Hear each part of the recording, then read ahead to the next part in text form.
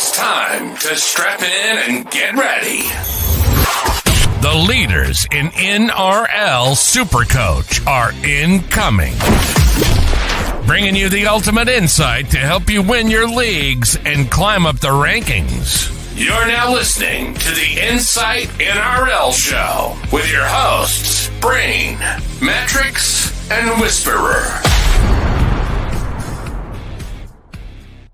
Yes, g'day guys and welcome back to the Insight NRL Show. We've got round 12 upon us. It's crept up pretty quickly, and of course the show is always brought to you by the Standard Squeeze and Ryan from Astute Newstead.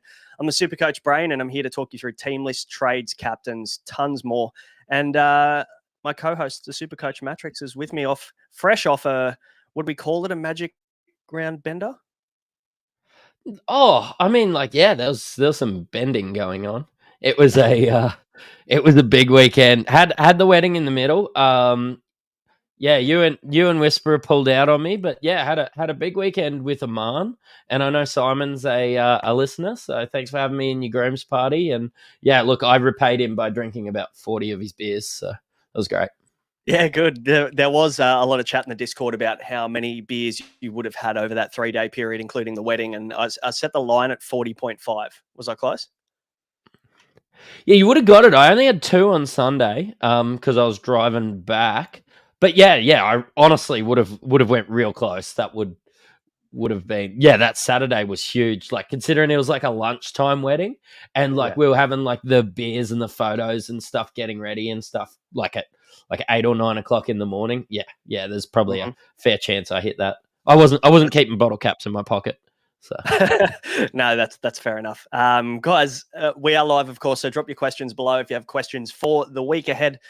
We can't obviously answer them all because you guys pump us with questions, but we will answer the best ones. So make them good. And if you would love or if you like the content, hit subscribe and hit that like button underneath if you're watching us on YouTube. And of course, if you're listening to us on audio, whether that's Spotify, Apple, Google, wherever it is that you get your podcast, hit the follow button, leave us a review. Now, we've got our scores on the screen as we do every single week, but Matty, I went to bed about 15 points ahead of you on Sunday night, feeling pretty good about myself, and I woke up and fucking Mattrix has beaten me again. Yeah, I did cop a message from you too. I've copped a few messages of you, like, you're coming for me, you're everything, but I just haven't seen it yet, man. Like, this week I was a bit like Stephen Bradbury. You stumbled there right at the end. And just rolled through. So 1398 for me. Moved up 2,500 spots back to 4,000. So I was 3,000 about 4 weeks ago. I made some right decisions trying to save some trades. I made some wrong decisions sliding down. So look, I'm feeling pretty happy about where my team is, and maybe even saving some trades this week. Yeah, it's a boring show, isn't it? Sometimes when you go, fuck, I don't really know what I want to do with my team this week. I've got no real trades I want to make. And we have to live vicariously through the listeners and the viewers for the next couple of weeks, potentially, because we've got to save some trades. We've been pretty much hell for leather trading every week, not max trading, but definitely using the majority. Yeah, I've got 23 trades and 1 boost left. And team value of 15.1 million, I think. So, yeah. Nice. Yeah. I'm exactly the same. 23 trades, 1 boost.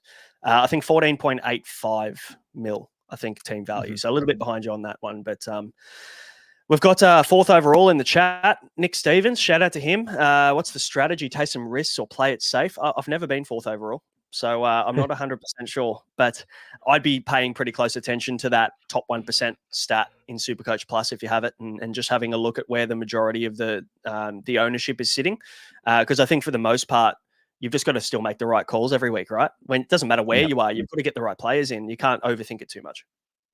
Yeah, and you can't, and it's only early in the season. But as we saw with David Vandergeesen in NBL, like, he was leading at about this point in the season and just made the right decisions basically all year to hold on. So, yeah, I always said that the horse that leads the first corner doesn't always win. But, yeah, they definitely can, man. So, good luck. Absolutely. We'll definitely be following on. We've got a few in the Insight Unlimited League as well that we'll talk about a little bit later that are in the top 10 too, which is cool. But of course, guys, if you haven't, speaking of that league, you have one more week. So as soon as round 13 opens, that league is shut. So get in quick. Got final week to get in. 777141 is the league code. SC Champions Ring will go out to the winner. And of course, we give away the standard squeeze prize pack to the top scorer in that league every single week. So we'll announce the standard squeeze of the week very soon. But if you haven't joined the Insight Supercoach World Cup, the same thing applies. We're cutting that one off too. So, Matty, tell us a bit about this SC World Cup. There's a bit going on over there. Yeah, it's all about taking on the whole community over a marathon 12-month competition, including all 4 Supercoach sports. The best combined ranked across all 4 sports takes out the money and gets to claim the mantle of the best Supercoach player in the world. All you need to do is join the Discord. There's a channel with all the information there. It's $20 to enter. You've basically just got, I think it's 1 week, as Braino was just saying, before the doors close for the whole year. Like me, myself, I'm sitting probably mid-pack at the moment, but I'm pretty confident heading into NBL and BBL, having those as some of my strengths as well. Really struggling with AFL because I know about 4 players, and Jason Ackermanis is one of them. And the other 3 are named Darcy, I'm sure. So yeah, it's a bit that way, but yeah, it is a marathon, not a sprint. We've got Nice Gary in the Discord. He holds the lead at the moment in the World Cup. He's at 0.86% across both sports, which is just wild. So that is huge. And Brent's leading the NRL, and our friend here, Nice Gary, is leading the AFL. So it's a long year. So we're cutting that one off. You can join $20. But Can I just say one thing? Like, if you're a bit tentative, and I was about like joining AFL as well, but I just love Supercoach. In our Discord, there's experts in every single category. Like, we of course do shows for all of them. So don't not enter because you're worried that, hey, I might not do that well in NBL because I don't watch basketball. Like, we have community teams that you could follow along and make the right decisions. And yeah, we'll help you out in the Discord if you join. So absolutely, some good chat happening in there. But the good people here that are watching and listening, they're here for NRL. They're here for NRL Supercoach. And there were some injuries this weekend that we need to talk about.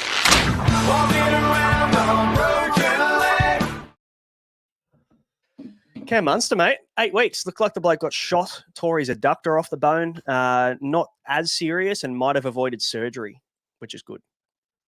Yeah, went down real quickly there on the day, and as soon as you see Cam Munster grab a groin, the whole stadium went pretty quiet. Even if you don't care about the Melbourne Storm in Queensland, you quite often care about the Maroons, which has opened up that whole thing. But yeah, it might give us some guys to target for the Melbourne Storm as well. Devastating for owners, but I think you got to get rid of him. Yeah, Tyron Wishart has maybe got himself the Jermaine Hopgood from last year syndrome, where he just continues to pop his head up and hold that spot. So you never know. But Munster's going to be out for 8 weeks.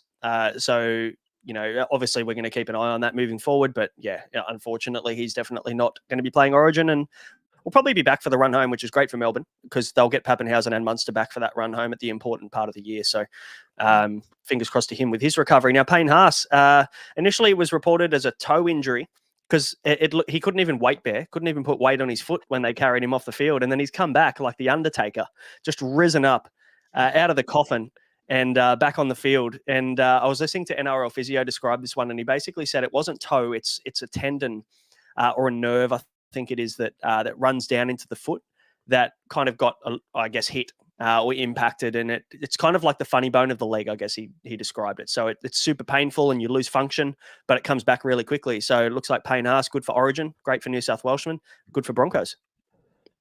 Yeah, and look, I didn't expect to see him back. I was like, some more Origin injury carnage. But good to see him out there and named this week. So I don't think, like, the fact that he come back on that game, I don't think it'll hamper him too much if you're worried about that. So yeah, good shout.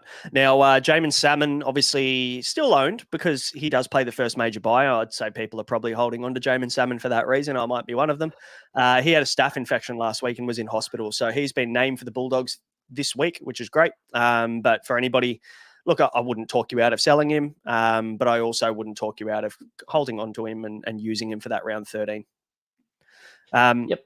But Wade Egan, mate, another HIA to add to his collection of HIAs, and the poor bloke just gets his head in the wrong spots, doesn't he? Yep. Death Taxes and Wade Egan being out. Lucky Joey Lussick's back again, but yeah. Look, I really like Wade Egan, and this is the reason that I've never looked at him as a Supercoach option. It just happens too often. But yeah, staying over there in New Zealand, Tohu has a fractured finger as well. Yeah. He's not named this week, but he will be named apparently next week for the Wires or the week after or whatever it is, because I think they've got the buy-in 13. Correct me if I'm wrong. Yep. He'll have a little bit of an extra rest, which is good. So he gets another 2 weeks off. He'll be back in round 14 for the Wires. Ryan Madison, though, he is back. So it was reported as an illness, I guess, pre-game.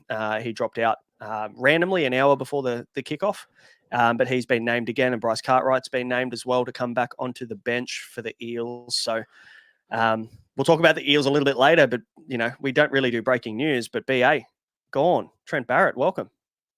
Yeah. I tell you what, if you're worried about Brad Arthur as a coach, I'd be worried more about Trent Barrett as a coach. But anyway, let's up the Eels. Yeah. The poor Eels fans are pretty upset on X and Twitter, whatever you call it. I follow a few of them and I'm mates with a few Eels supporters, and they don't seem too happy about what's been going on there, considering they've named the same team that just got fucking smoked all over the park. So yeah, question marks. Coach after 4 days will fix them. Oh yeah, 100%. Trent Barrett, he's got a proven track record of being able to fix teams, so he'll be fine. Bradman Best, he's done a hammy. Now he came into this game, Matty, with hamstring concern, didn't he? Initially, it was said that he was going to be rested in this game. Then he played and he's torn his hamstring, grade 2. He's going to miss Origin in 6 to 8 weeks, which just seems a bit negligent, doesn't it, from the Knights? Yeah, it does. I probably haven't had the best opinions of the Knights, I suppose, decisions around injury concerns before, and this makes me a bit wary of him as well. But yeah, I suppose very disappointing for Bradman Best. I was presuming that he was going to be picked for Origin as well. Yeah, I know Origin isn't Supercoach sport, but it's definitely something that's super relevant around Supercoach. And yeah, look, all the best to Bradman. Yeah, good. It wouldn't be a podcast with Mattrix without a dad joke, so that's glad we got that out of the way nice and early. Jalen Joliffe, he's torn his pec. He's out for the season, unfortunately, and we do see a cheapie come from the skies for the Titans as starting prop this week. We'll talk about him very soon, so we might be talking about him in a couple of weeks. But Matt Lodge, he's done a bicep tendon. Connor Watson, a little bit more relevant than Matt Lodge, has re-injured, I guess, that throat injury that he had a while back. Yeah. He's going to miss up to a month of footy, which is a big blow for the Roosters and potentially even New South Wales, because he was being thrown around in that 14 jersey for New South Wales. Yeah, I hadn't really heard it from any reputable source, but yeah, look, realistically, Connor Watson's been a key cog in the Roosters at the moment. But yeah, maybe we see Cheese move back into a bit more relevance. And I see Tony Staggs out with that rib fracture as well. So yeah, so that means that the young fella that played centre for the Broncos last week, he'll get another crack at it this week. So good for him. So that's all the injuries. Nothing overly Supercoach relevant, which is great. I feel like we've dodged a few bullets here with injuries at Magic Round. There's always a little bit of chat around. Munster was 13% owned, but outside of that, yeah, not too bad. Yeah, we've done well. So let's we should move into the weekly preview and why everyone's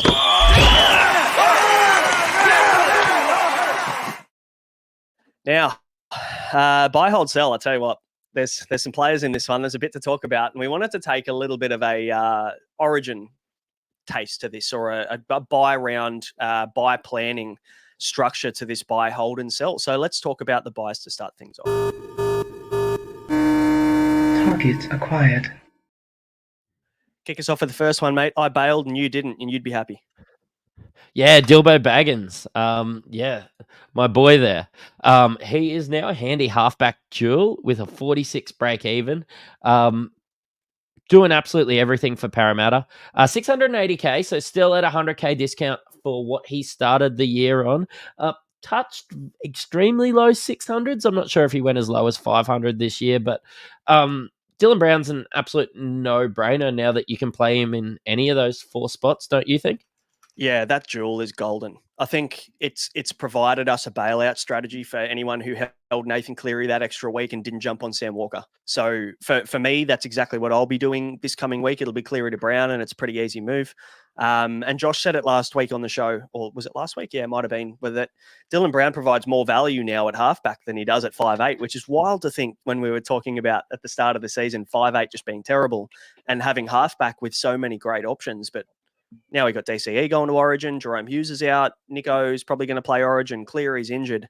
It's a shambles at halfback. Yeah, it definitely is, but at least we got a little bit of an opportunity to look at some of these 5'8s now. So you know what, I'm happy to run Galvin a lot of weeks. So yeah, I definitely don't hate moving Dylan Brown up there. Again, I think I say it every week, that Kiwi accent just really gets it going for me. Because yeah, Matt Burton could be named in Origin. So Yeah, that's a good point, and that's probably why a lot of people faded Matt Burton last week. Stephanos in the chat, Hughes is back. Yes, he has been named. I honestly would not be surprised if he's a late withdrawal, but maybe that's just me jumping the gun. I just feel like there's no need for Storm to bring him back when they've been playing such good footy. They've been winning. I don't think there's any need to bring him back 1 week before a bye. Personally, I know we're kind of veering away from the buys here, Matty, but would you just let Jerome Hughes have another rest for a couple of weeks?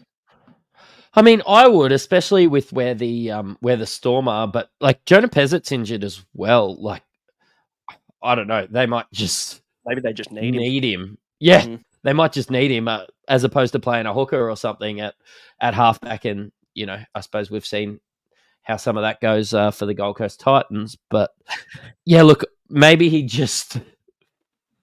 Yeah, I wouldn't be picking him up this week just in case. It'd be a look for another couple of weeks. Yeah. And so Dylan Brown, we'd probably call him the buy of the week this week. I think it makes logical sense with all the players we're missing. But not speaking about Jerome Hughes, but one of his teammates, Eli Katoa, has been on fire the last 4 to 6 weeks, 719K. He's got a 23 break even after the 100 that he put up last week. Storm have a really nice run. With Jerome Hughes due back in round 14, it only bodes well for Eli Katoa. And obviously we won't see him at Origin due to his accent, as you'd say. So, plenty of positive signs for Eli Katoa and probably a really good buy this week. Yeah, fantastic buy. It's probably been a buy all year, and barring injury, I think he is a season-long keeper, probably definitely a top 4 second row forward, and my 2RF2. Mm-hmm. Love it. Who's next on the list, mate? It's KO Weeks, minus 28 break even, 350K. Just another one of those reasons that Dylan Brown, you can comfortably play him at halfback because KO Weeks has been scoring all right. The Raiders weren't as bad as we expected without Fogarty there. And he's averaging 58 for the year. We were all a bit disappointed when KO Weeks didn't get named week 1, but it's just one of these cheapies that have materialized. If you need to save some cash to fund some other trades or anything like that, I don't have an issue playing KO Weeks. He seems playable most weeks, doesn't he? Didn't actually mean that. Worked well. But no, to be fair, like minus 28, he made some good cash last week. If you had him and you went early on the bubble, he would have made about 70 odd K last week. Negative 28 probably bashes out of 40, 50 at worst case. And he'll make you another 60K this week. So he'll be up into the 410 next week. Not a bad shout. I guess it all comes down to what you currently have at 5'8" at the moment, because you're certainly not bringing him in at fullback. No, yeah, it's definitely a 5'8" thing. Can I just throw something out for NRL fans in general?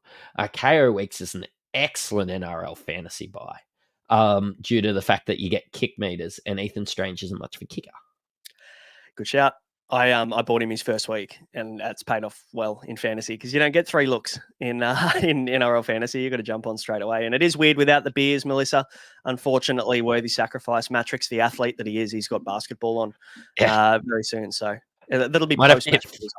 Might have to fit 40 minutes at point guard. And I tell you what, I have played after a golf day or two. And the old halftime spew doesn't go down real well, to be honest, as I'm getting a bit older. Yeah. You got the fresh beard going as well. Like, you got it lined up real good. Ange here says Mattrix looks like he just came out of a Thailand rehab camp, which is one of the better comments I've seen. I feel like it. I tell you what, the mouth's dry as I get up in the morning. Let's move on. The fourth buy on the list, and we've got 5 for you this week, is Jacob Carraz. Now, 712K, 29 break even, and I feel like this guy's just flying under the radar. Like, I bought him maybe 4 weeks ago. He's been fantastic since I bought him. I think he's had one bad score in that 4 weeks, 101, 48 against the Tigers, which is kind of why everyone bought him. And then he's gone 100 against the Panthers and 92 against the Raiders. And he comes up against the Dragons, into the Knights, into the Eels the next 3 rounds. And I don't know whether there is a better draw out there than those 3 matchups for someone like Carraz, whose base power is through the roof and has a chance to score every week. He's just got that workload, and the Bulldogs they've really impressed me this year. Why I didn't jump on him earlier on in the season was I had no faith in the Doggies. But yeah, they're starting to look good. They play 13 and 16. If you're looking for something there, he is a primo, and you know what? A genuine season-long keeper, I think, especially with that 29 break even. Like, if he scores a ton again this weekend, he's pushing 800K. That's Joey Manu levels. So, do you think with Carraz, if Burton goes away to Origin camp, does that affect Carraz at all? Does it affect the Bulldogs in general? Yeah. Burton's been by far and away, I'd say, the 581 this year in quality of footy that he's been playing. And the Bulldogs have probably overachieved, I think it's fair to say.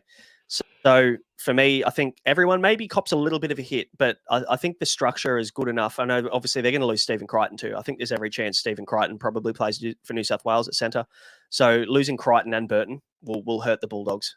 Very quickly, we've got a donation from Gabe and Ben Verdini. Thanks for the cash, boys. I have a team full of pods. David Fafita is my captain. My question is, who is more Supercoach irrelevant for me out of Jesse Bromwich or Kieran Foran? Jesse Bromwich? Yeah. I mean, he's very irrelevant at the moment, but I think Kieran Foran, with the way that 5'8" and Kieran Foran's price, he's actually a tiny bit relevant. Jesse Bromwich wouldn't touch him with a 10-foot pole. So, irrelevance is there for Jesse. Yeah, for sure. Thanks for the donation. And so anything on Carraz, mate, or you want to move on to our last buy? Yeah, let's move on to Tolo Kula. Looked really good on the weekend. Now has a 9 break even. Looked to have locked down that fullback spot for Manly. No chance of playing Origin or anything like that. If I was doing a trade, it would be for Kula. But you have a look at Melbourne and I think Panthers the following week. It's a tough pill to swallow, but he might just be good enough. He did show good signs, didn't he? I think there was a risk there potentially. There's an AC joint injury for Tolucola. It looked like he was struggling through the majority of the game with that. But as we know, with AC joint injuries, we've seen them throughout the year already so far, that a player can play through that, and it's a pain tolerance issue. So, the only issue is he runs the ball hard, Cola. When he runs like a prop. So, I think he's probably going to be challenging that shoulder. And if it gives him a bit of grief, we could see him on the sidelines. But I still think he's good enough to buy at his price. If he was nudging 600K, I wouldn't touch him. Yeah. He does have around 13 buy as well. So Storm into a buy into Panthers doesn't scream a buy for me, but that 9 break even, I think if you went him in 3 weeks time, if he looks fantastic, I suppose money hasn't been as big of an issue as it has been other years at the moment, is more what I'm trying to say. I wouldn't be disappointed if I had to pay $550 for him in 3 weeks time, just to miss out on his 30 and 50 against Panthers and Melbourne. And before we obviously finish up the buy section, Respect Studios, thanks for the donation, guys. Really appreciate that. Do you trade in Lukey for Finafuiaki or Joe Chan, keeping in mind his depth is pretty ordinary? I'm a big Lukey fan. I'm just so concerned about the injuries and just the repetition and the amount of injuries this guy's had over 3-4 seasons. All the potential, and just can't stay on the park. But I do like Lukey. Who would you trade? Would you trade Finafuiaki or would you trade Chan? Yeah, it'd be Chan for me, especially if my depth was bad. Just getting more players that are able to be out there playing on the park. Hylam Lukey is definitely a better play for me than Finafuiaki and Chan. And I think Hylam Lukey will end up chewing away at Finafuiaki's minutes, but Chan's not playing at all. So maybe in some of these bye rounds, you get 2 extra numbers. Finafuiaki could jag a try even if he's only playing 35 minutes. I think it'd just be Chan for me because Chan's not playing at the moment, right? No, he's out. But it also feels like a bit of a handcuff, doesn't it? Like you could Finafuiaki obviously playing in Lukey's position and replace Lukey when he got injured. So like you could probably, for any of you fantasy players out there, know what a handcuff is, where you pick easy the backup quarterback in NFL or something like that. Where if Lukey does go down again, Finafuiaki is the guy that benefits. So if you want to play that and you're happy to cop the cash loss on Finafuiaki, I think that's maybe the play I'd go with. Mate, now on the buy list, we don't necessarily have a player, but we've got some teams to focus on, and we wanted to make this a little bit of a kind of buy schedule, origin schedule pod. Now, if we bring up the rounds 13 to 20 draw, so this is obviously the buy period here where you get the major and the mini buys in there. Now, there's 4 teams at the moment that are going to play 13 and 16. There's one team that will play all 3 major buy rounds in the Dolphins. And then you've got the Bulldogs, the Raiders, and the Roosters that will play round 13 and round 16, which are the first 2 major buys. So is there anybody that comes to mind with those teams that we just mentioned there, those 4 teams? Because for me, I'm trying to maximize the amount of available players I have in the major buy and just keeping an eye on the mini buy to make sure I don't kind of cuck myself. Yeah, 100%. And I agree with you. Just what worries me about like the Dolphins is, like I'd love to get Hammer. The Dolphins are playing 13 and 16, but I expect them to get picked for Origin as well. So just make sure you're not doing that. Definitely if I saw a team list and I saw that they weren't naming Matt Burton as well, he's also another guy like that. But you know what? If you've got any worries about adding a KO weeks or something, it's, stats like this that make you, you and Atkins if you can afford him. Lemuelu's if you want to go there. You're I don't know, any of those doggies, your Carraz, like all those guys are really good plays. But the Roosters worry me when we own so many Roosters that when you get to round 14, I have genuine concerns for myself in round 14, having 4 Roosters. And I couldn't get Sam Walker, which turned out to be a blessing. Yeah, that worked out well. And I think I'm the same. I didn't get Sam Walker last week either. And I had this in the back of my mind. I was kind of thinking to myself, how many Roosters can I end up having? Because I mean, Joey Manu's going to be a target in round 13. I don't really care how many players I got. If I want to get the best player in my team for the major buy, Joey Manu could be that guy at fullback if Teddy gets picked for Origin, which is a big if. Now, for the Dolphins, I'd probably, if I don't have Max Plath, I like Max Plath. Jermaine Asako, if you don't have him, he's going to start to leak a fair bit of cash, which is an issue. So for me, I'm probably going to lean away from Asako. But, for the Finns, I was loving Connolly Lemuelu. And we were talking about him earlier today, but he's been named on the bench. If I do see a late switch with maybe him and Felice Kafusi this week, I might take a plunge and do a salmon to Lemuelu. I actually have no Dolphins in my team at the moment, which maybe is an oversight. Oh, me too, but that's mainly because I don't like them. Can I tell you how much they've been like kissed on the Wii with their schedule? They're playing Panthers and Melbourne straight after Origin. I tell you what, they have done this on purpose. And if I have to hear my father-in-law tell me where the Dolphins are on the ladder again, I think I'm like, man, have you seen the teams that they've had to play at what times? Yeah. But great for Supercoach. Absolutely. So all 3 major buys, you're just going to be careful for the Finns of that round 14 and round 18 buy. Now, obviously, round 18, they're on the buy by themselves, which is fine. You can handle that unless you've got fucking 6 of them. But yeah, the Bulldogs obviously are probably the pick here because they don't have that round 14 buy. So they play round 13, they play round 16. They've got the 15 buy by themselves from memory, so you can manage that. I've got 4 Bulldogs in my team at the moment, I think. I've got Curran, Hughes, Salmon, and Carraz.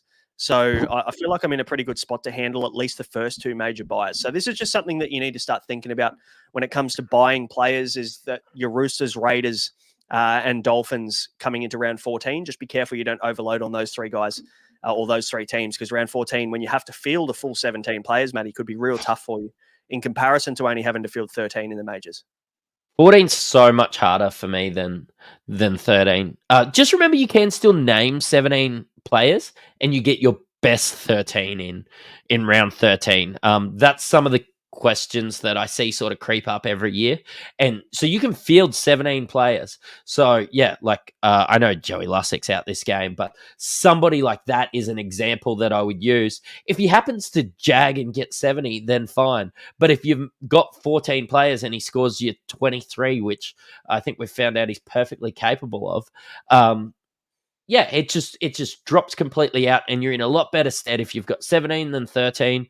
But of course, yeah, sometimes going by the seat of your pants and having 14 for every bye round works out very well, rather than having 17 one week and then 11 in round 16. So spot on. Exactly. And we can also make trades at the back end for 16 and 19 if we have to. Most people should be pretty well planned up until this point. We've had a heap of time to get your round 13 players in. It'll be those last two ones that you need to focus your time on. But let's move on to the holds.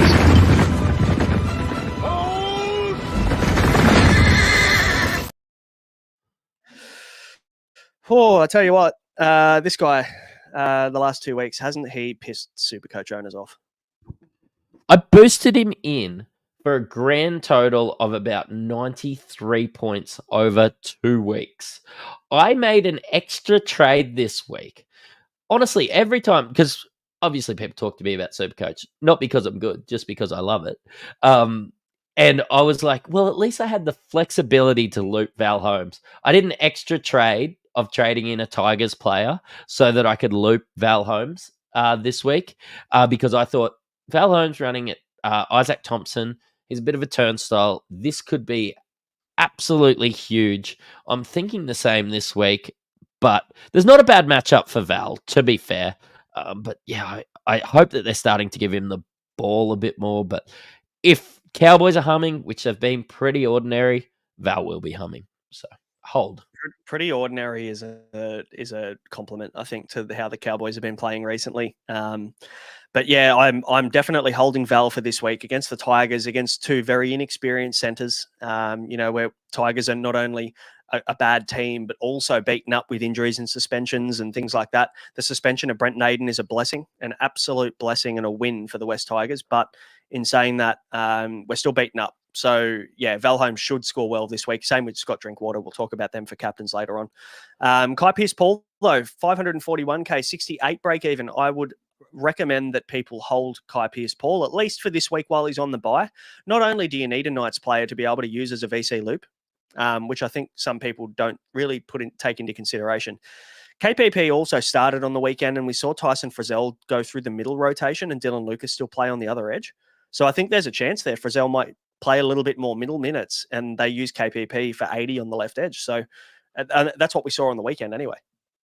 Yeah, and KPP's been really good all year. Like, I'm not ready to get rid of him for that. I see him as maybe my 2RF, honestly 4 by the end of the year. Let's not waste trades willy-nilly. If you're in a position where you're sitting with 30 trades, then by all means, trade some of these guys out.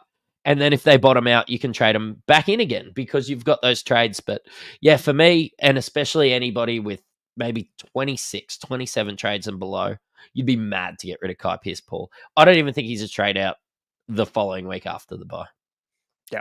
Unless we start to see him consistently benched and playing 40 minutes or just playing the second half, and kind of what Adam O'Brien's been doing when they do bench him is he doesn't even play the first half at all. So if we do start to see that consistently for a couple of weeks, or we get word from Barry Toohey potentially that this is a plan long term, I'd be bailing. But I think he's too good, and there's too much attacking upside there to bail right now. He did 59, scored 59 on the weekend doing fucking nothing. So for me, that's a hold.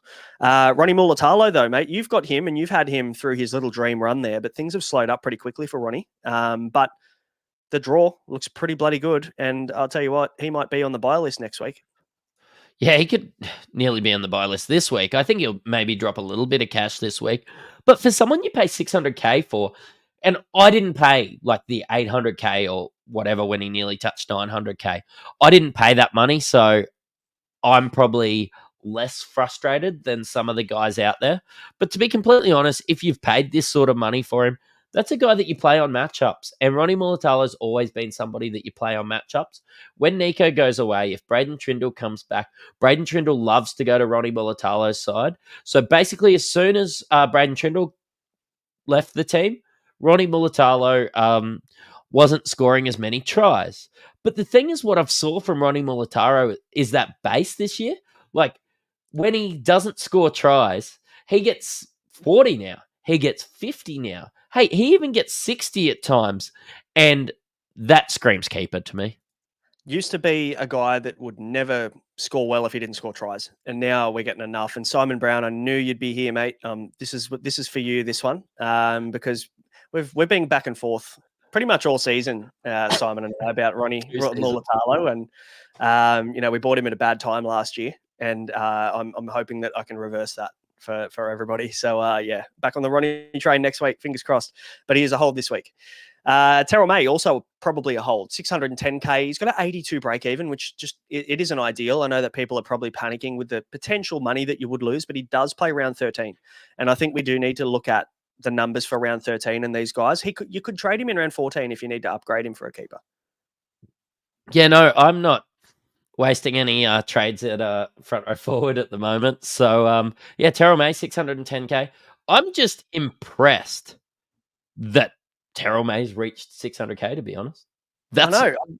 This isn't a bad thing. This is a great thing. It's wild.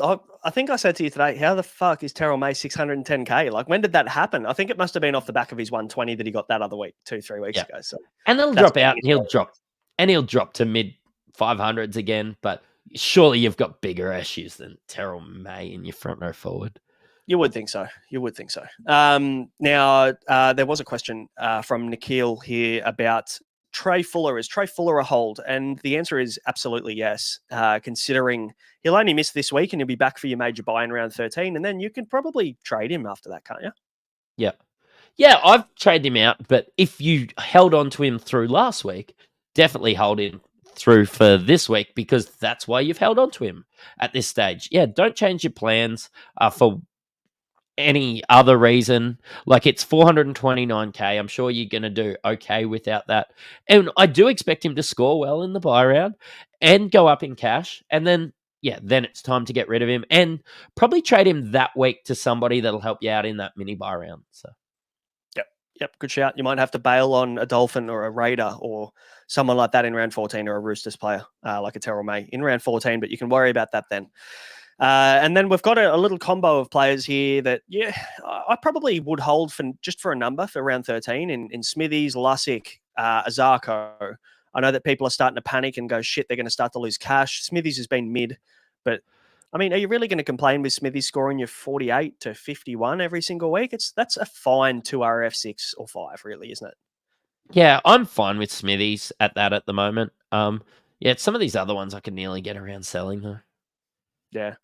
I mean, Joey Lussick's a weird one, isn't he? Because I think a lot of people are now using him as an upgrade tool, especially with Api Coruscant now finding a bit of form and got the goal kicking back. People feel a bit better about him.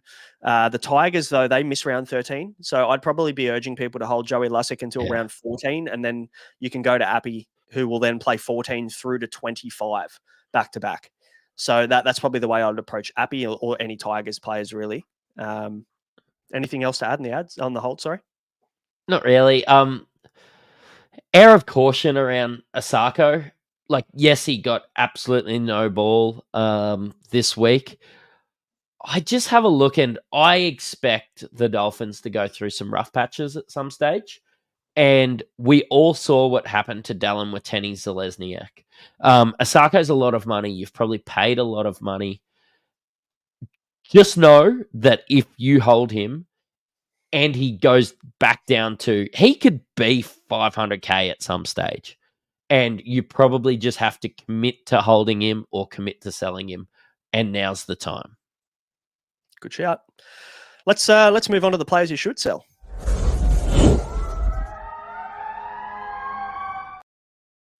Now, ladies and gentlemen, he is not a hold. Taylor May, get him out of your team. We're not diving into everything else. He's a trade, and you can basically not think twice, move him on. And he's at the price, isn't he, where you can probably move him on to a keeper if you've got enough cash in the bank. Yeah. Yeah, 100%. Like, you know what? He's still worth a lot of money. He's not worth holding out indefinitely. So, there's no timeline. There's nothing there. Taylor May is a trade. Absolutely. I've revoked his nickname as well. So he is Taylor May moving He's forward. gone. Won't mention him again. Cam Munster, obviously a trade. He's a sell. Get rid of him. He's out for 8 weeks. You're not going to hold a guy like that with that much cash on the bench for 8 weeks. Nathan Cleary, also, same applies to him. If you haven't moved him on yet and you were waiting, Dylan Brown now has your halfback duel. There's probably the most popular trade for the week is going to be going Nathan Cleary to Dylan Brown if you held on.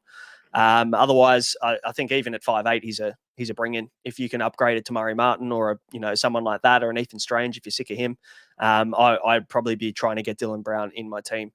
RTS, if you held on to him, he is also a trade. So we've got a lot of guys now, and a lot of the top sold guys this week are just delays, I think, for people that had bigger problems last week, because there was a bit going on last week with trades. So, but yeah, they're the 4 easy sells. And how do you feel about moving on Origin guys that are potentially going to miss a mini buy round through that Origin period? Because if we use, let's just say, David Fafita, for example, right? He's going to miss round 13, 16, and 17, which means he's only going to play round 14 and 15 over that 5-week period. So are you opposed to moving on, or are you just going to hold your guns that are playing Origin? I'm just going to hold, and that's only for teams that have built up a little bit of depth. I've made some mistakes in the past, like I think David Fafita's been one of them. Valentine Holmes has definitely been another one. They sort of get around camp and play some really good footy through this period as well. Just make sure if you're sitting there and you've nuffed a few, or maybe you were chasing the weekly win one week, and you've nuffed out a couple, then yeah, you need guys that are playing.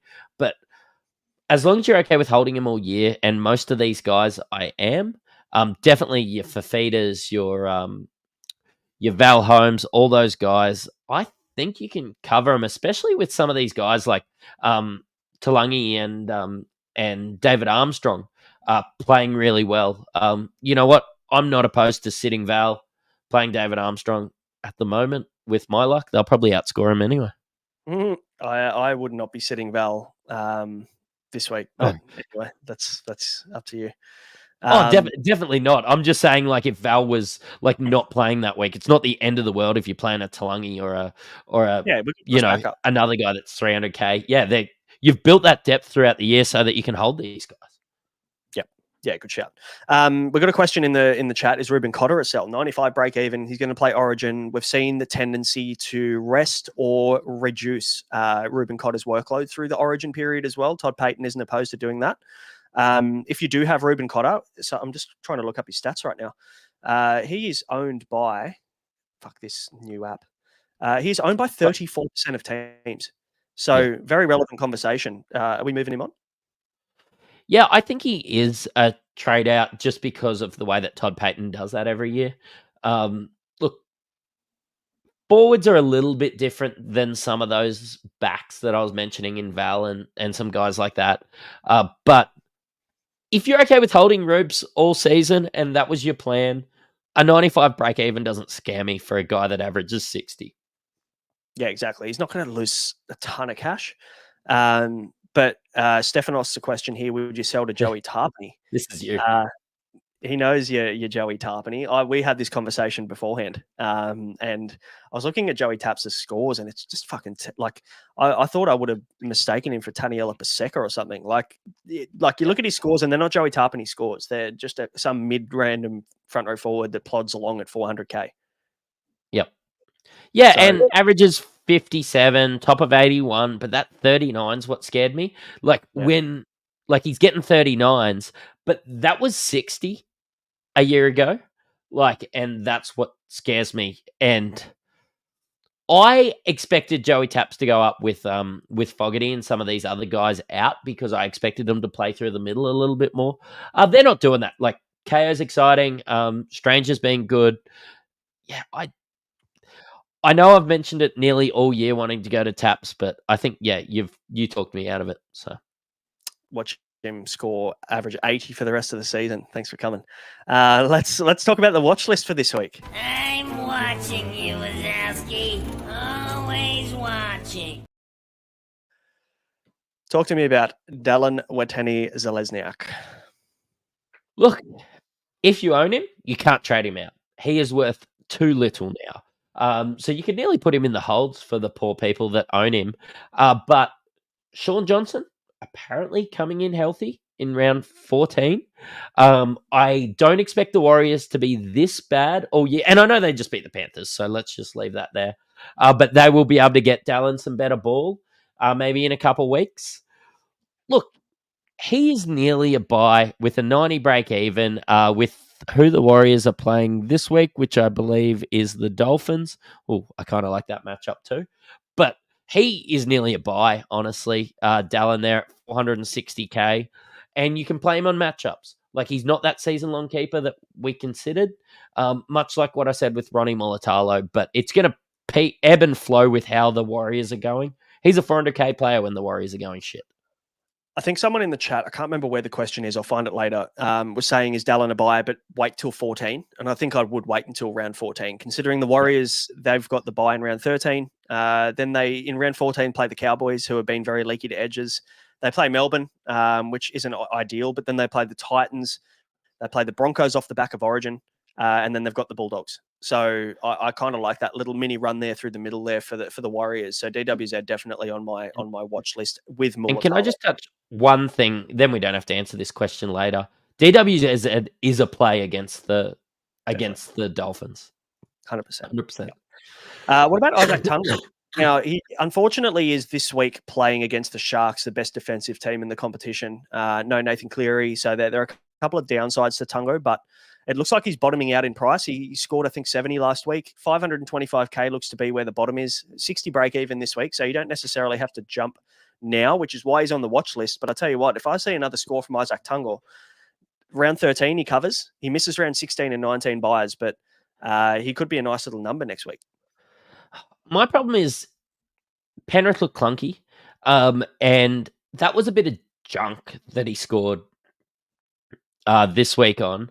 And I just have no faith in it, maybe till Cleary comes back. And you know what? If I have to pay $600 for Tungo later on in the year, 600,000, I don't care. It'll be about saving a trade. Now, I'm going to pass him, but yeah, of course I'll be having a look, but a 20 and him dropping to 490k won't make me feel better when it comes to Tungo, where it would with Dallin, because I know that they're waiting on some troops to come back and Dallin will get better ball. Tungo's not getting better ball till Cleary comes back. So yeah, it's a no from me, but hey, I don't hate getting in Tungo at 520k and treating him like a season-long keeper. Where Hamo and I, sponsor of the show, chat about our trades every single week, and he helps me with my AFL every now and again, as well as Mick and Skitty. And he basically said, "Tell me what to do this week." And he goes, and I can't remember what I told him to do trades wise, and he goes, "Cool, I want to do this," and I'm like, "I hate it," and he goes, "Perfect, I'm going to do it then." So he's now playing anti-Braino NRL Supercoach, where anything that I do or tell him to do, he does the opposite of it. And it worked out fucking perfectly because he captained Latrell last week and bought Isaac Tungo. And I told him to do neither of those things. So he's had a cracker of a week. On the watch list, the third and final player on the watch list is Justin Matamua. Yeah. And for the Tiger supporter in me, maybe there's a little bit biased in this, but it is a watch for a reason.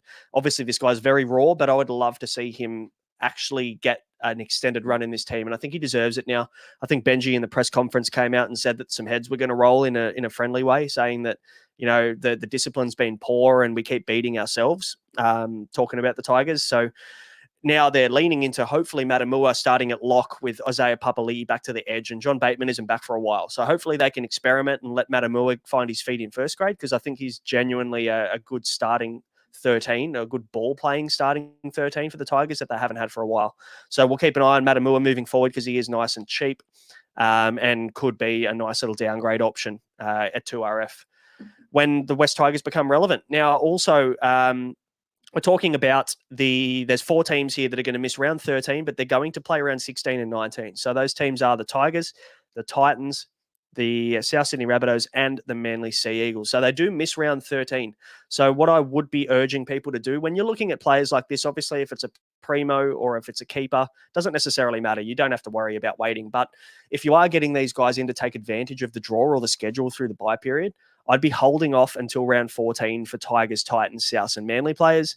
I'd watch them. I'd have a look, and then obviously pull the trigger so that they can cover those last two major buys, because they don't have a buy between rounds 14 and 25 at all. So you get a nice free run of availability there in schedule. So that is those are the teams you should be looking at. Now, Melissa Hanson thinks you need to throw that TV out in the background there, Matty. It's seen better days.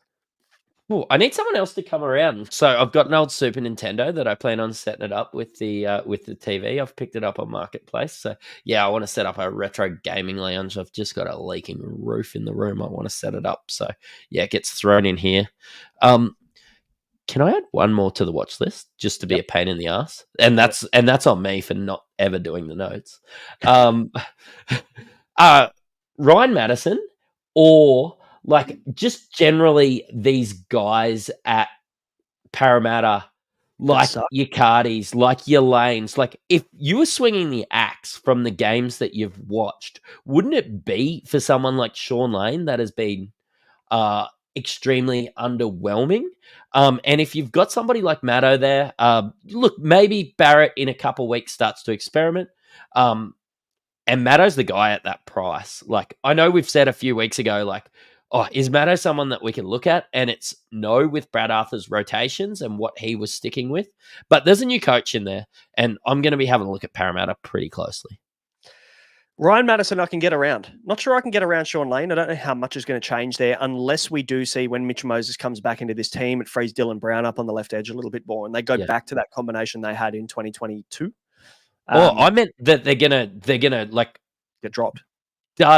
Lane's minutes drops and somehow Matto picks up some minutes on the edge or some stuff like that. Yeah. Well, Hopgood's basically been all but confirmed to have the 13 jersey, or at least get a game in Origin 1, maybe off the bench wherever. Yeah. But I know Paddy Carrigan will be the 13, I would say, but I'd say Hopgood gets bench minutes. So which means that Ryan Madison could play in the lock position for Para in round 13. So that's worth keeping an eye on, I guess, as well, is who's going to fill in for Hopgood in those major buys, and if he gets a rest afterwards. So Matto at lock in the middle of the field, man, we know what he can do. So I don't mind that. Yeah, and he's cheap. He's $440K at the moment. So I don't think I can remember in the last 5 years a time that Matto was cheaper, except last week when he was $430. Sorry. It's a shame the Whisperer isn't here to talk about Ryan Madison, probably one of his favorite players, I think, when it comes to Supercoach. So we'll spruik him for you. But that'll bring us to the end of the buy, hold, and sell segment and the watch segment. There's plenty going on this week, but also leading into buys. So hopefully you got something from that. But now let's move into the squeeze of the week, brought to you by the Standard Squeeze. And if you are sick of breaking glass bottles, you're sick of your beers going warm, you're sick of your coffees getting cold in the morning because you've got so much stuff to do, the Standard Squeeze have got you covered. They help you drink responsibly, but they also help you drink conveniently. And the Standard Squeeze products, they're made from food grade quality plastic. They help you measure the perfect pour. And just in case you need to drive, it'll give you an idea on how much you've had to drink. So you can go to their website, thestandardsqueeze.com, and you can use the code IFS15 to get yourself 15% off everything in store. And you'll see on the screen there, Matty's got his little combo pack with his homemade bourbon in it.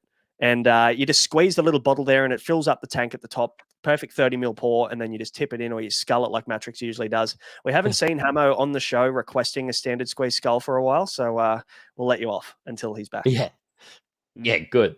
I would taste that at halftime as well. So now, of course, the Standard Squeeze of the week is the top scorer in the Unlimited League, and it goes out for round 12 to Musa, coach of Cobra Kai, with a 15.65, which is a huge score. So congratulations to Musa.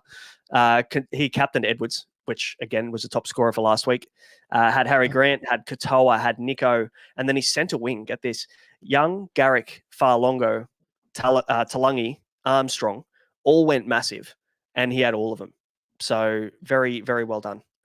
So, mate, to claim your prize, all you need to do is hop on the website. It's in the link in the description below. Click the contact us bit and let us know who you are, and we'll get in touch with you and we'll organise your prize. Congratulations. But we've got a couple in top 10 as well, don't we? Yeah, we've got Adrian, coach of Latino, and Quinton with Dead Hand Gang. They're leading our insight competition, and they were 3rd and 4th last week, but sitting at 3rd and 6th this week. So I think we had some guys in the chat, and I tell you what, they're in good stead. Absolutely. Now, questions come through. Very important one. Is Mattrix a buy this week for basketball tonight? Sneaky little pod. I have a feeling he's going to go large. We're talking NBL Supercoach here. No, we're not talking NBL. We're talking C grade Supercoach. And I tell you what, I hit some mid-range floaters last week. Really, really pounded it in the paint and hit my mid-range. I stayed away from the three. I'm not real good, and that's not my strength.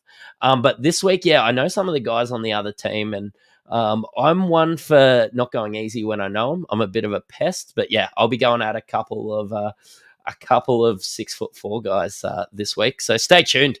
Might be hopefully get to the free throw line tonight. So. Hey, get aggressive. Get aggressive. Love that.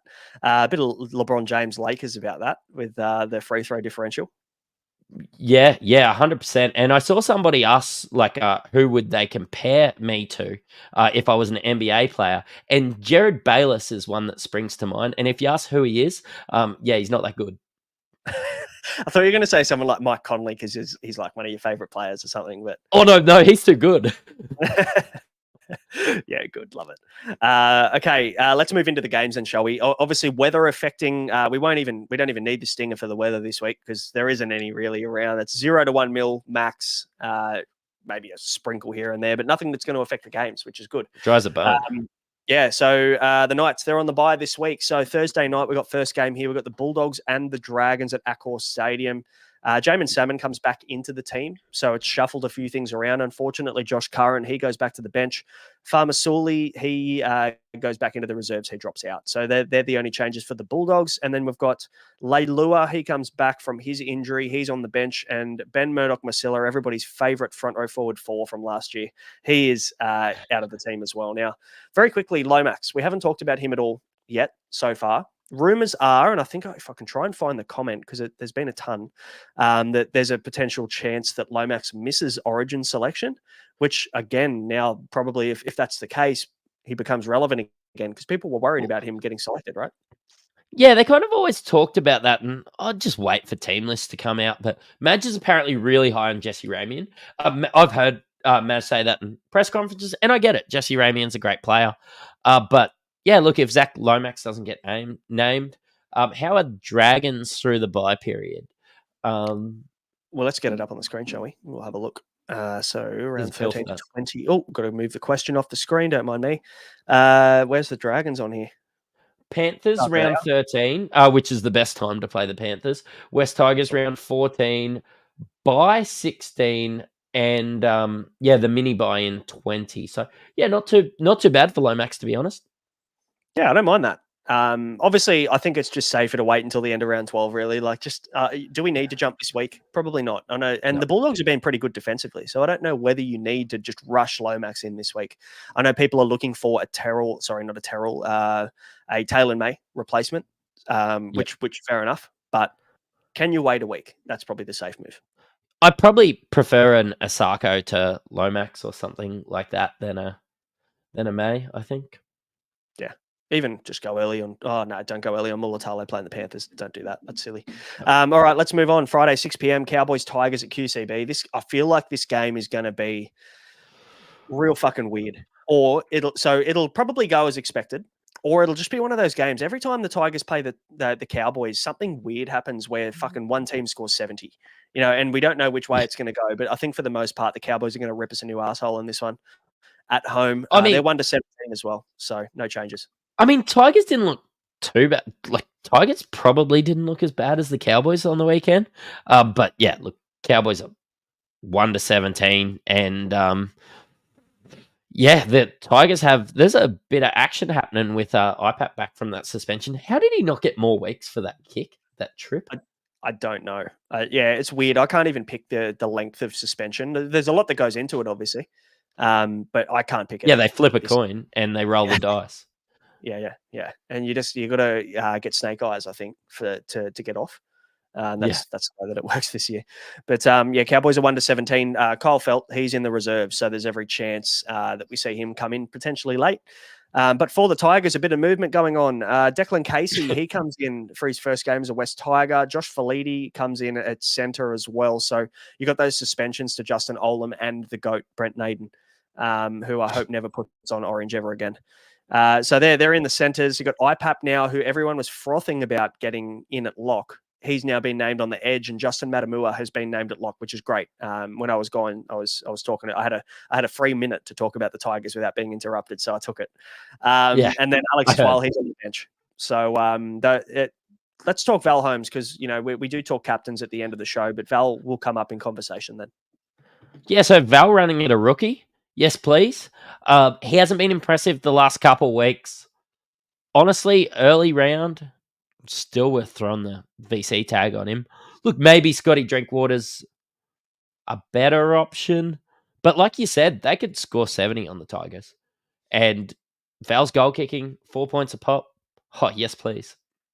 Yeah, Ian Johnson's right in the chat. He's played a preseason game. Hasn't played a regular season game for us yet, but has played for the Bulldogs in NRL. So not his NRL debut, but his official Tigers debut, I'd like to call it. But yeah, you're right. I think Val Holmes is going to be the obvious VC, or Scotty Drinkwater if you've got him and you don't have Val. I'd be probably picking a Tiger off the back of a Cowboy off the back of the Tigers, just being shredded in terms of availability. So that's definitely something. But yeah, and like I mentioned before, let's watch Matamua. I think that could be pretty exciting because he's got so much talent, this kid. Been playing some really good cup footy. So I think if they give him some extended time and blood him in, he could be the 13 for the Tigers moving forward. If they don't want to go in that Galvin direction, he could be the guy.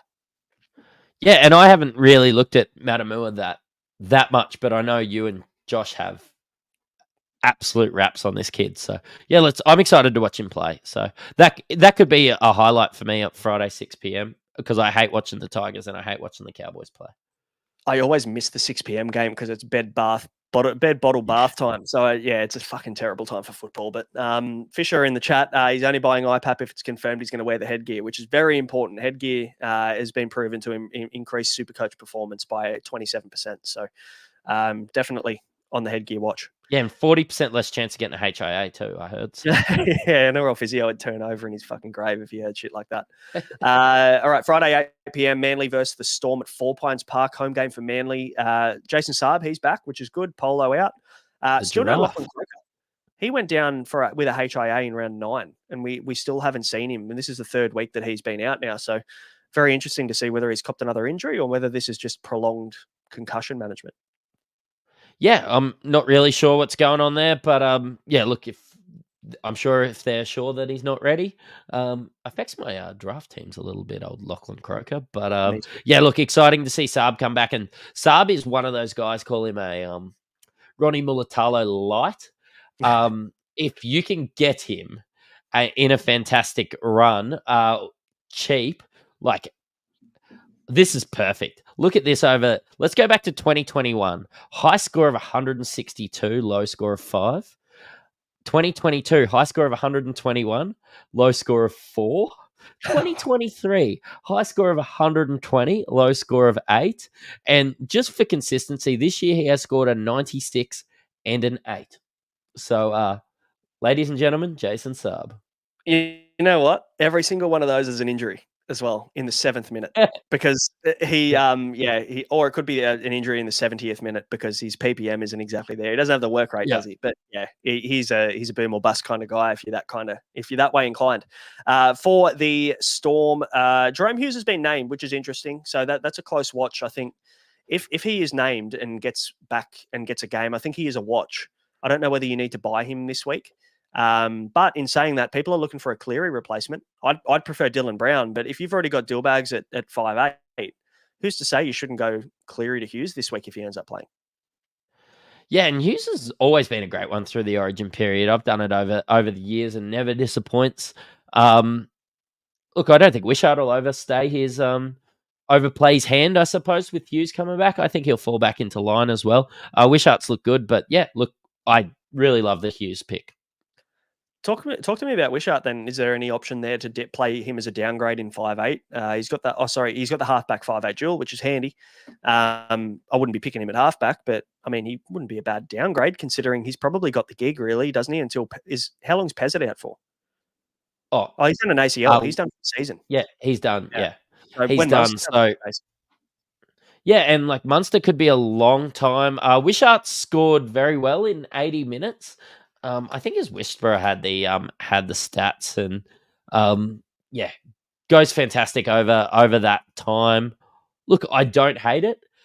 It's just hard when you've got your Strangers and your Galvins and blokes like that floating around. It's probably just not worth a trade between some of those guys. But hey, if you're using that trade to do something that cash to do something phenomenal, I really don't hate it. Like, you know what? I could go SJ or something like that to Wishart if I really need that money to solidify somewhere else. And I'm probably, with the injury cloud, I'm probably not that far behind, am I? I wouldn't have thought so. No, No. I wouldn't have thought so. I mean, yeah, I don't mind Wishart as an option. I think now that we know that he's probably got a good 6 to 8 weeks in the team, I actually prefer him as a 5'8". He can run the ball a little bit more. Hughes will organise the back line and get things sorted. So it'll free up Wishart to play his running game, which he clearly wanted to play as the halfback, didn't he, in that team? But Munster being at 5'8" meant that Wishart had to go back into his shell a little bit. So I do like him as a bit of a running 5'8". So could be a bit of a smoky left field pick if you really want one. But still Farlongo, he now is becoming pretty relevant, I guess, moving forward. You know, the Ryan Pappenhausen has been said to be returning. I think he's aiming for a couple of rounds after round 14. So around round 16, he's aiming to be available and return, which means we've got 6 weeks of Farlongo left. Yeah, and he looks good as well. The Storm are humming. Look, I'm not going to try and talk you out of that at 390k. Could score well again this week as well, averaging 55. Yeah, look, I can't talk you out of Farlongo to be honest. You can play him at centers. Like, of course, the value's there at center. But probably my thing is I don't think he's better than Blaze or Armstrong. And how many cheapy center wings do you want? I think if you put those three in a line, I think Farlongo's last in the line. I think he's the most exciting as a football player, but I think Farlongo's last in terms of the pecking order for Supercoach. Unfortunately, he just needs to do so much to score. Like, you look at last week, he scored 90, but he had a try assist, a try contribution, 8 in tackle breaks, which is good, 8 in offloads, which is great. But then he also had 1 line break, 3 line break assists, only 24 points in runs. So, like, the base is quite low. So you are relying on a lot of attack, and I know the Storm have a good draw, which I mean, if you're backing him to continue that attack, I think it's going to happen at Manly. Manly leak, I think, the second most points to fullbacks this season. So it could be a good week to have him and play him if you have him this week. But am I going out of my way to buy him?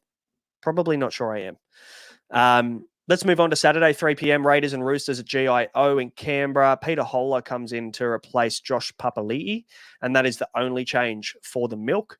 And for the Roosters, Joey Manu comes back from his HIA. He replaces Pauga or Ponga, however they pronounce it. And Nat Butcher. This was a real surprise for me. Nat Butcher in the reserves. Has he been dropped?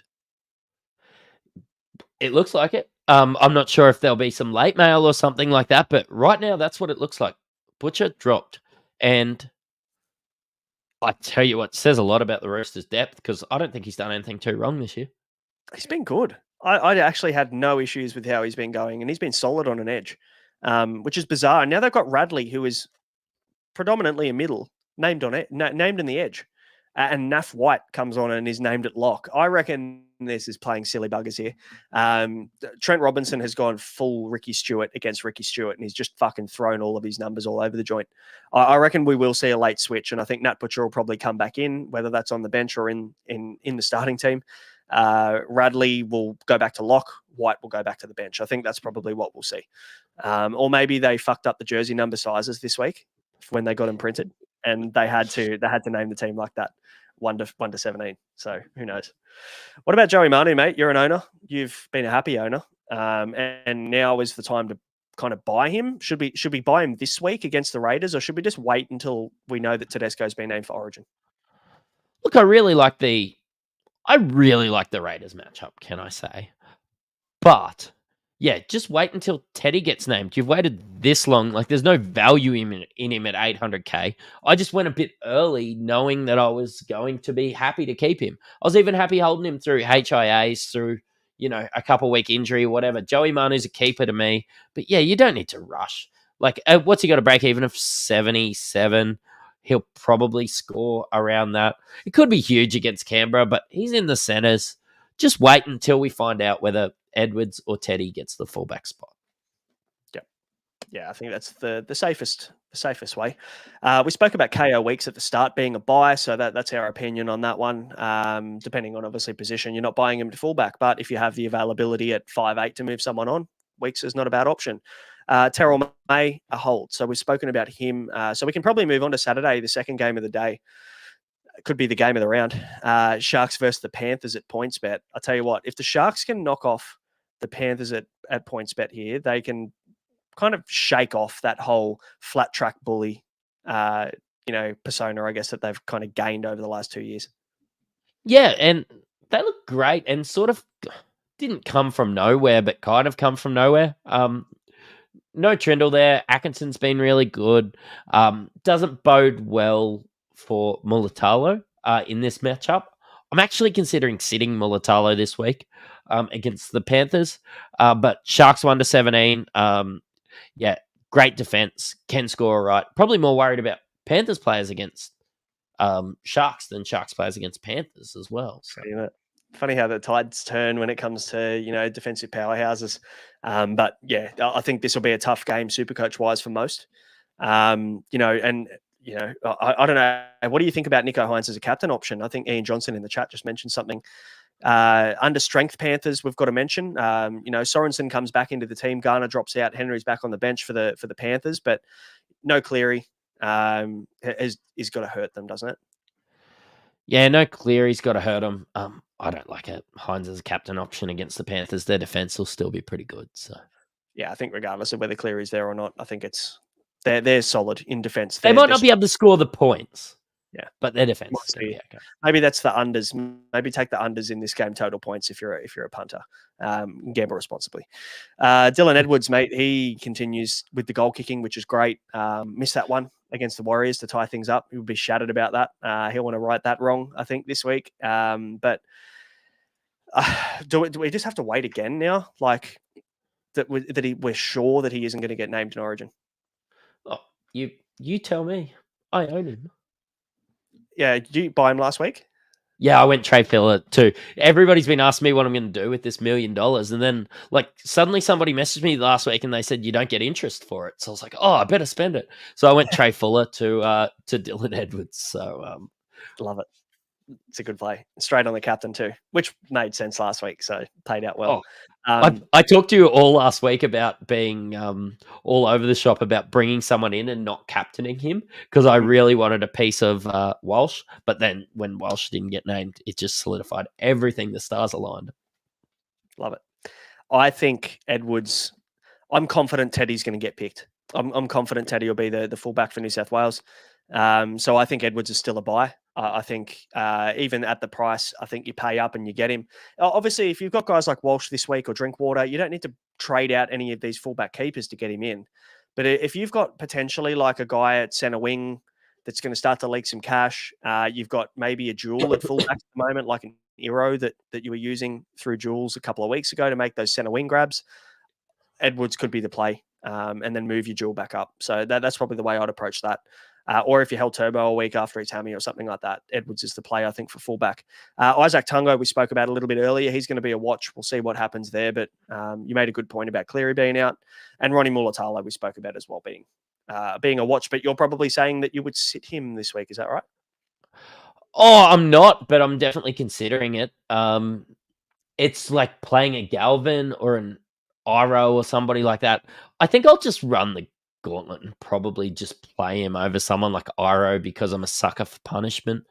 But I legit. But I can understand. I've been saying all year that if at the price I paid for Ronnie Mulatalo, if he was playing somebody like the Panthers, I would just sit him. Yeah, so that's probably what I should do.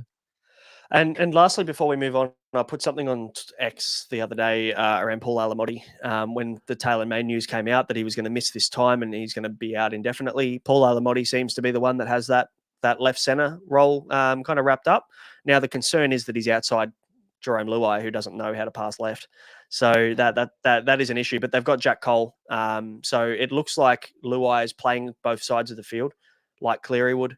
Do I like Alamotti as a play? Yeah, I kind of do. I think he will score relatively well over the next few weeks, but I'd probably say I'd prioritise other moves at the moment, like your Armstrongs, your Talangi potentially, or your even Farlongos. I'd be getting him before I'd probably get Paul Alamotti. What are your thoughts on him? Yeah, Alamotti's, again, if we had to rank him, Alamotti's probably 4th.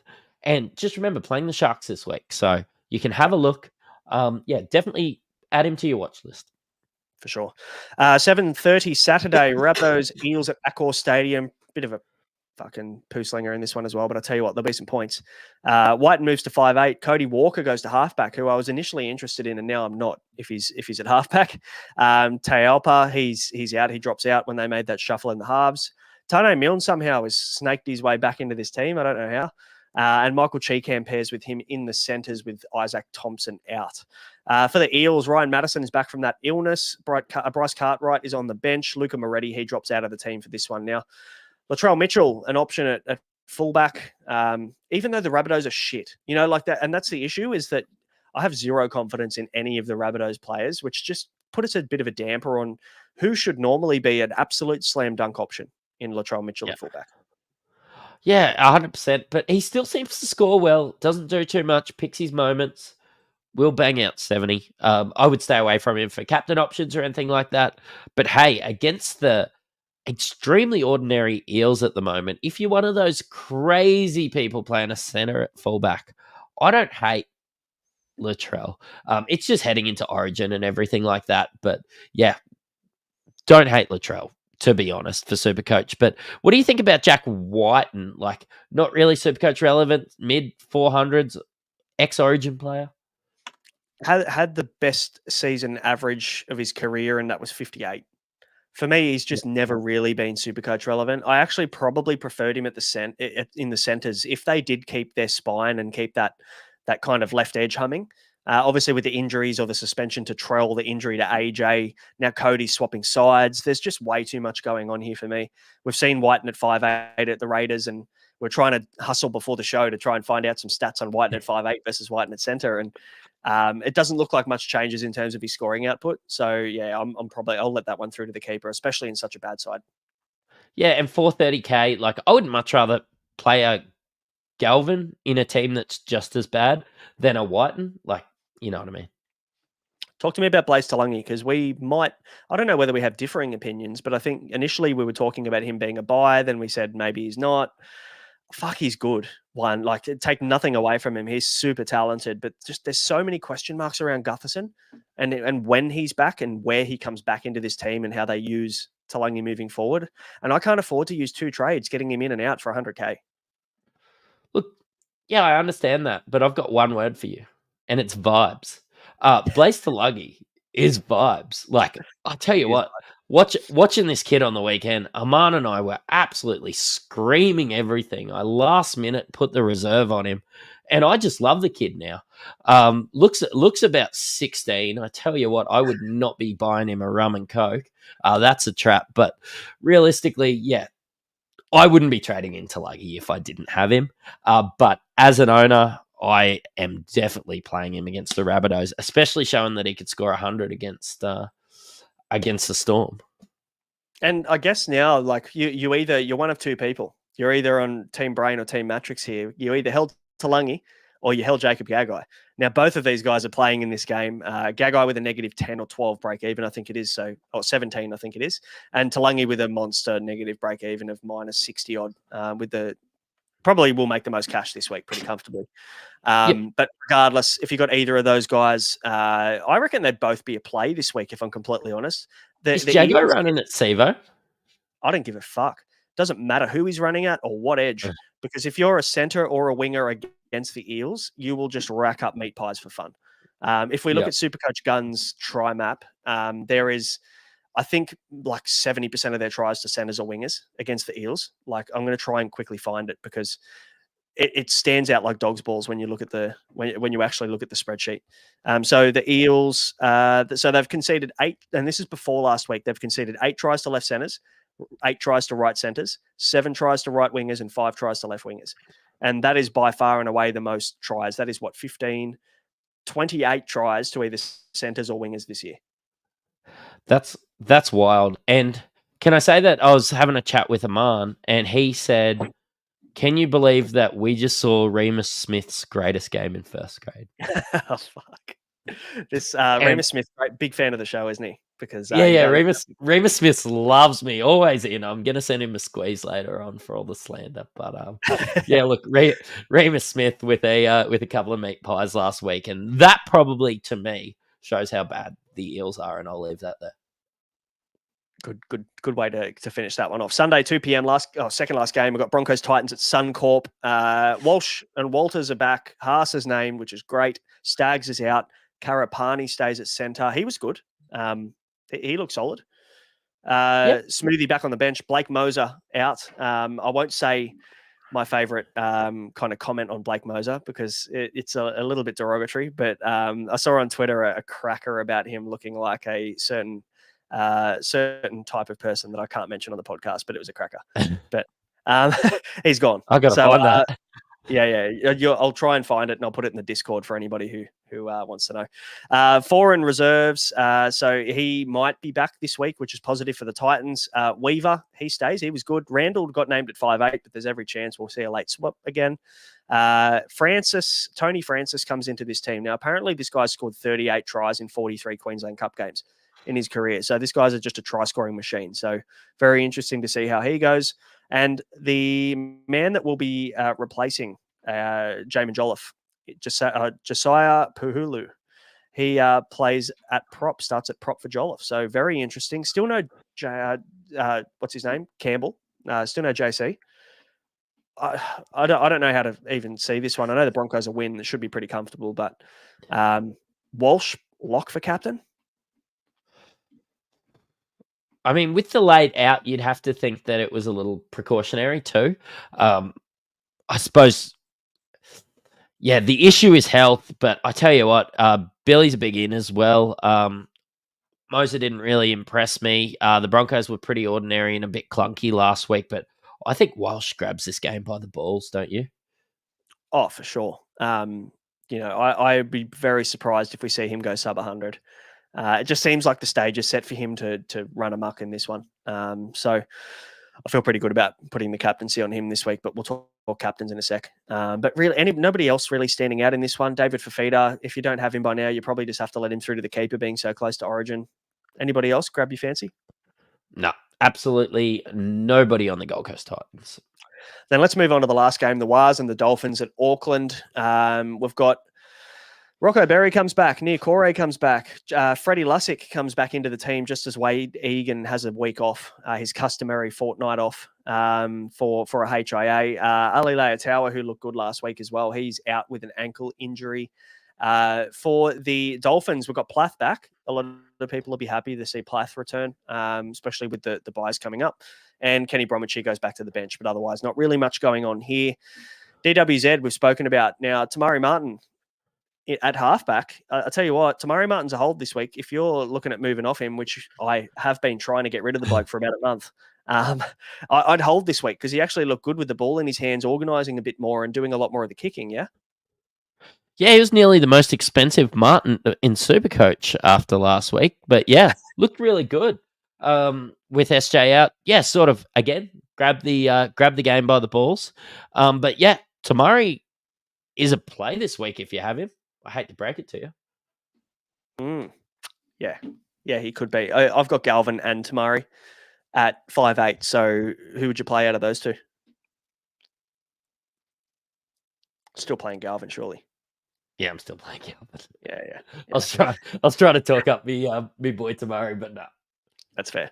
What about Ewan Aiken, man? He's sliding under the radar a little bit. This last kind of play we'll touch on before we skip over captains and answer some questions. But tell you what, he just keeps performing. I was worried about job security, but he looks like a lock. He's just expensive now. Like 5-round average of 69, 3-round average of 68. You're paying a 63 for him. There's not that much value. And if it was any other year, I would be all up on this. Like a center with great base. A second row forward with great base that you could play in center. But this year with all these cheapies, with David Armstrongs, with your Tulungis, with your Iros, with even Fa'alonga or whatever, I just can't pay 640K for him. So I'm just going to be chasing upside. But hey, if you need some stability in your team, you and Aitken, the answer. I like it, especially with the draw. We talked about the Dolphins having a very friendly draw over the next 6-7 weeks. So, don't mind that at all. All right, let's move on to the captains for this week. Are you ready, kids? Aye, aye, Captain! We've kind of talked about him already, so we can move pretty quick. But Val Holmes or Scott Drinkwater against the Tigers. Val Holmes specifically, I think, he's just one of those guys, isn't he, that just goes has a couple of ordinary runs and then people kind of get off him or sell him or fade him. And then he just fucking blows up and scores you like 140. I feel like that's this week. Last year destroyed me trading him around Origin. I'll be holding regardless. I'll probably chuck the armband on him this week because I don't have Drinky. But that's probably heading into the other option. Val running at the Tigers, great. Val running at a rookie center, even better. Like, I salivate. Also, these guys playing against the Tigers, there's going to be a lot of points scored. Val's a great goal kicker. I can't really... I look at all these other names there, and I can't find an argument outside of Val. It's either like that right edge will have either I'm not sure who will play where, Declan Casey or Josh Felitti, and also Alamalo, who is a rookie in himself. So you got two rookies there on that edge that honestly they could put 4 or 5 tries in that corner if we get it wrong. I don't want to take anything away from the young fellas there, but I'll tell you what, it's going to be a tough ask for them to keep out 2 Queensland centre wing combos. If I'm in my first couple games of NRL and I get New York Jets running back Valentine Holmes running at me, I am shit scared. So yes. How about Lomax or Carraz on Thursday? Any interest there if you're either one of those owners? Yeah, it's more if you don't own Val or Drinky, because I think they are the answers this week. But yeah, like Carraz has been in phenomenal form. Lomax looks like he's not going to be playing Origin. You could be bringing in some of these guys as well. I think we consider them both buys at the moment. Maybe not Zach, but yeah, look, I can get around each of these guys. But the Tigers play on the Friday night, right? Honestly, You could vice captain Lomax or Carraz and into C Val or Drinky as well. You could do that. Just throwing it out there. Get it out there right, nice and early, and just lock in your skipper. Happy days. I think if you've got Reece Walsh, you wouldn't want to be watching him against the Titans on Sunday, Arvo. Without a captaincy armband on him, I think. But yeah, you can stop watching footy after Friday if you do that. So that's fair. It's probably a fair shout. What about captains, mate? Trell versus the Eels. Any love there? Because I tell you what, fullbacks score against the Eels too. Fullbacks do score against the Eels. Again, I say it every week. I just can't get around Souths. I can't get around Trell. I wouldn't be doing it, but I also think he's got a pretty high floor. Like, it's not going to destroy your captaining Trell. So if it was against anyone at the moment, it's probably the Eels. So yeah, I'm not going to talk you out of it. Walsh versus the Titans. That's a lock. That's the captain of the week for me. We've talked about it enough, so we don't really need to. We talked about Nico versus the Panthers as well. Probably not our preferred option. Who was it? I think Simon in the chat was asking me to poo-poo on Nico again as not a permanent captain option, so that he revs back up again. I'm not going to do it. And like, you know what? You did say that, and you went out there and said that, Brain. So thank you for speaking your opinion. But also, if you're gonna not play Nico, you're not going to captain or have an armband on Nico against anyone, it still has to be the Panthers, even with their outs. Yeah. I think you're right. And at the end of the day, what's a bad day for Nico without Trindle? And obviously, this is pending Trindle not being in the team, right? We're talking about Nico and just assuming that it's going to be Atkinson partnering him. If it's Trindle, we stay away completely. But what's a bad day for Nico? And Nico at home as well versus Nico away. It's a bit of a different prospect too. So yeah, you can't go wrong. really, but my pick's Walsh, I think. We didn't do bets, did we? Fuck, we're a bit unorganised today. Had life in the way. Alex Johnston double. Don't mind that. Oh, we could You can have probably one of my. You can have one of my tries if you're struggling. Yeah, I might have to. I actually didn't even do a bet before I came on. Stay tuned. Hop in the Discord. We'll put it in the Punters Club channel in the Discord, and we'll track it. But I think we're still down. I don't think did our bet win last week or no? No. I had Rabbitohs plus 8.5, and that got up. What did you have? I think you had Val Holmes score a try, didn't you? Yeah, I had Val. Yeah, no good. Oh well. On to the next one. I had a lot of money in my own personal account on that as well. Spewing. That's why I'm drinking water. Fair. No, you got basketball soon. All right, 10 minutes of questions. We'll wrap this one up. Ian Johnson, evening, lads. Hope you're well. Thoughts on Joe Chan to Lukey? We kind of talked about this one earlier, didn't we? I don't mind it. I think Lukey's at a kind of a bottomed out price. I'm just worried about the injuries. Will be the only trade this week, and then next week thinking of grabbing Armstrong as a downgrade. Yeah, you can definitely wait on Armstrong next week, and if you want to get Talangi as well, you can go Talangi this week, Armstrong next week. Happy days. With you. Cool. Let's keep it rolling. Adam Thompson, should I sell DCE for Cody Walker? Has served me well for weeks, but has the Storm bye and the Panthers. I probably would be selling DCE through this period, especially, I would have sold him maybe last week or the week before, personally. But if you are selling him, I don't know whether Cody Walker's the answer, unfortunately, especially now at halfback. If they're going to keep this, I hate him at halfback. I think he's a natural running 5'8". I don't like him at halfback, so I'd say fade there. What do you reckon? Yeah, I'm the same. There's just so many other options. Look, honestly, can you go KO weeks with all these duels? Like, think about all the money and look, give me 3 weeks of KO weeks over 3 weeks of Cody Walker at the moment with the way that Souths are going, especially with the uncertainty of him at halfback. I'm going to back KO in over 3 weeks over 3 weeks of Cody and, spend that 300K elsewhere. For sure. Stefanos asking Cotter to Tarpany. We've given our opinions on both of these guys. Would you make that move or no? I'm of the opinion that I would hold Cotter, so it's a no from me, dog. But yeah, Joey Taps hasn't really proven anything yet. I need to see some more consistency from him, and we're going to get Ricky Stewart for another 5 years, so maybe we see Joey Taps with that for the rest of his career. Could do. Nikhil, any inside knowledge on Hammer for Origin and if Fuller is going to be replacing him? I think we can confidently say Hammer will play left centre for Queensland and Fuller will play fullback for the Dolphins. Yep. Do you reckon it's pretty spot on, right? 100% Fuller has, solidified the spot that if Hammer is out, that it's his spot. 13, 16 and 19. I just don't think he's worth a hold past 13. That's probably the worst thing. Honestly, I'd nearly be looking at Hammer or any of those fullbacks from the Dolphins if Origin wasn't looming. Hammer's was fantastic on the weekend again. He was so good. He's in everything. He's tough. He's tough not to own. So and it's just Dolphins fullbacks. Like Wayne has fullbacks that are very involved, and both these guys, any Dolphins fullbacks, a play, right? Yeah, agreed. Fisher, should he keep SJ or move Dylan Brown up to up from 5'8" to halfback? Is the question this week. Are you holding SJ this week as an owner?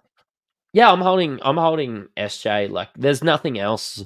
Like, if I didn't trade him on Sam Walker after a couple of tons, I'm not trading for any 5'8", to be honest. I think SJ will come good, and he wasn't playing 13 anyway. So, and he's getting a really nice rest. Just hold SJ. Save the trades. Matty Sherwood every week loves to pump up Bud Sullivan in the chat. And I'll tell you what, he's averaging 65 when he plays 80. And we can't continue to ignore it. I've tried my best, but he has been okay. He's been all right for the last couple of weeks since he came in to replace Aiden Caesar. So could be a genuine option. So shout out to Matty Sherwood there. Very active in the Discord as well. We love his work. And do you think there's a chance he keeps that spot with Caesar out? With Caesar out, I think it'll be Galvin and Sullivan moving forward. Then the question just becomes when Caesar's back in a couple of weeks, because he got 4 weeks, didn't he? Or 3? Yep. 4, so he's got 2 more out. I mean, that becomes the question. What do they do with Caesar when he comes back? I would assume that he comes in and Sullivan drops out. Yeah, then Sullivan maybe sits on the bench there, which is probably a big concern for owners. I think the Bud comes off the bench. He's come through the bench before, right? Earlier on in the year. Yeah, he did. Yeah. Is there concern that potentially Lockie Galvin might just get a spell? The kid hasn't even played fucking reserve grade football. He came from club footy or junior footy straight into first grade football. Is there a chance there that Benji goes, all right, kid, like you've had a good run, have a bit of a breather. It's a fucking long season, and they bring him back a little bit later? No, they didn't do it with Buller. They're not going to do it with him. I suppose it's Benji at the helm, so who knows? But I don't think so. I hope not. Anyway, we'll worry about that when we get there. Targo, we spoke about Isaac Tungo for Jamie Camilleri's question. He is cheap at $5.25, but you can probably watch another week with a 60 break even against the Sharks, the best defensive team in the comp. So you can wait a week. Any love for Wishart from Ange? Handcuff play with Dylan Brown. I don't mind it. I think Wishart's not a bad shout this week, considering we know that he's got some time with Munster out. Yeah. Yeah, and plenty of time. And look, all these halves at the Storm seem to score well.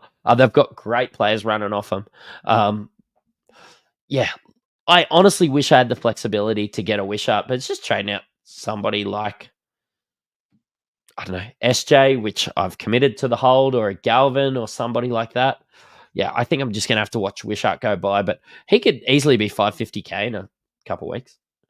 Yeah, he could be. I don't mind him as a play. No, he won't fit into my team just because of the way it's structured. But for anybody looking for a 5'8", yeah, absolutely.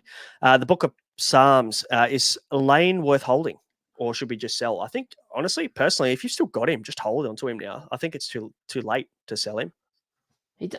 It's not too late, but it's just like a nothing trade. Like, he scores 45 and you paid 45 for him, unless we see some crazy rotations with the new coach. Obviously, Trent Barrett. But from what I've seen from Sean Lane, is that he probably needs a spell in reserve grade or something along the lines, and that's when you trade him. Right now, when he's still getting named, he didn't play 80 on the weekend either. But yeah, look, we're talking about 5 points. Yeah. I'm thinking like he'll play round 13. So like, fuck, if you've held him up to round 12, just use him as a number in round 13 and then have a worry about it later. Like he won't play 16, so you can probably shift him in 14 if you really wanted to. That's probably my opinion. But you said earlier, just wait for Moses as well. Like, we haven't seen him with Moses. That's true. Oh, sorry, we haven't seen him with Dillbags on the left enough, which, if Moses is creating all the attention, Dillbags can focus on that great connection that he's had with Lane in the past.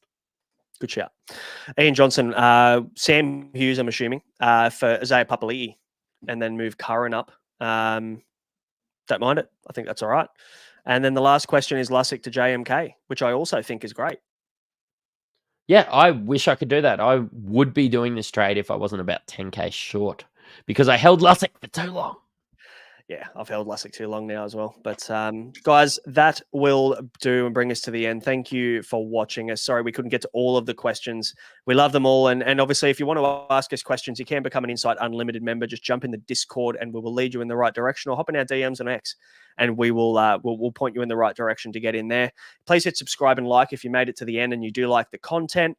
And of course, we've got the Unlimited Q&A episode coming up tomorrow, so stay tuned for that one. Plenty of absolute zingers questions coming through ahead of the bye rounds coming up as well. And to wrap the stream up, we're saying goodbye to obviously Taylor and May in our teams, and I'll leave you with this one.